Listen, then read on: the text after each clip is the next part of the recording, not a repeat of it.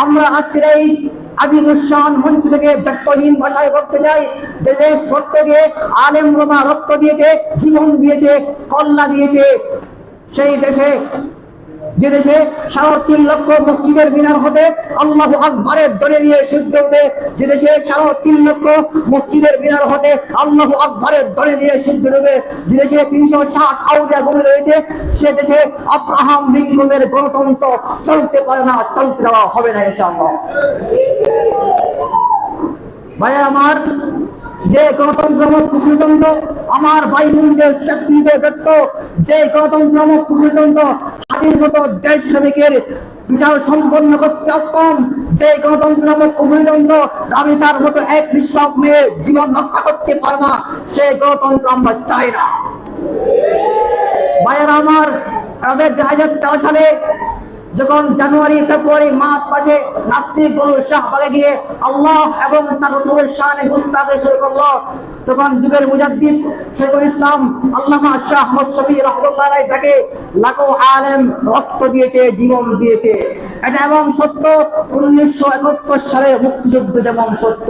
কেউ যদি ১৯৭১ সালের মুক্তিযুদ্ধকে অস্বীকার করে, সে যেমন দেশের সাথে গাদ্দারি করলো। যদি কেউ ১৩ সালের স্বপ্না ৭০কে স্বীকার করে, সে নবীর শানে গাদ্দারি করলো। পরিষ্কার বলতে চাই, যারা নবীর শানে গাদ্দারি করবে তাদের তাই বাংলার জমিনে হবে না ইনশাআল্লাহ। ভাইয়ের আমার, আজকে আমাদেরকে বলা হয় মুন্নারা কি করেছে। এই বেটা বৃহত্তর বাবুদা, যদি ১৯৪৭ সালে মুন্নারা ফতোয়া না দিল, তাহলে ৪৭ হতো না। যদি ৪৭ না হতো, তাহলে ৫২ ভাষা আন্দোলন হতো না। যদি ৫২ ভাষা আন্দোলন না হতো, তাহলে ৭১-এর মুক্তিযুদ্ধ হতো না। যদি ৭১-এর মুক্তিযুদ্ধ না হতো, তাহলে ১৩ স্বপ্না হতো না। যদি ১৩ স্বপ্না না হতো, তাহলে ২৪-এর কোনো বুত্তান হতো না। ভাইয়ের আমার, আজকে বলা হয় মাদ্রাসায় পড়লে রাষ্ট্রীয় প্রধান হওয়া যায় না, মাদ্রাসায় পড়লে আধুনিক বিশ্বের সাথে তাল মিলিয়ে চলতে পারা যায় না।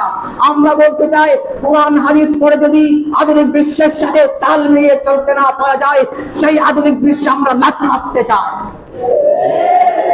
ভাইয়ের আমার, আজকে দেখছি মুসলমানদের সন্তানগুলো আর্জেন্টিনা এবং ব্রাজিলের পতাকা উড়ায়।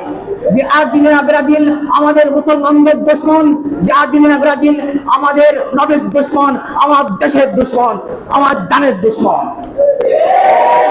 সর্বশেষ বলতে চাই, ভাইয়ের আমার, এই মাদ্রাসায় কওমিয়ার সন্তানরা আবার জাগো, আবার জাগতে হবে।